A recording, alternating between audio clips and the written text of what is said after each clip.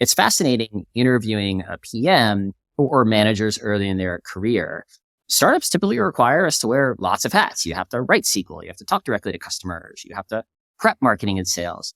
And most importantly, you have to make a lot of decisions under uncertainty, which you wouldn't necessarily expect a PM to do at, say, a Google.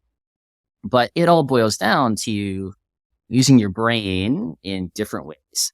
So now that I'm doing these interviews, and whether they come from a small startup, a unicorn, or a public company, they all sort of look the same because there's been so much funding to all these companies. Every company's been acting like they're Google with Google margins, meaning a lot of engineering support, a lot of design support, a lot of research support, lots of analysts around them.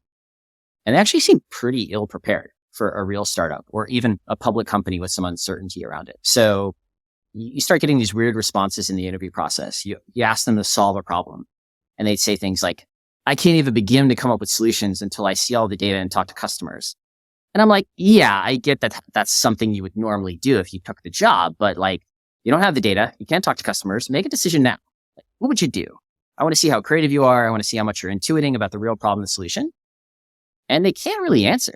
And then, my follow-up, which I don't ask, but what I really want to ask is so when's the last time you used your brain versus followed a process someone else designed at your company? Because I want the former, not the latter. Thanks for listening. You can find the full episode on YouTube or head on over to lennyspodcast.com.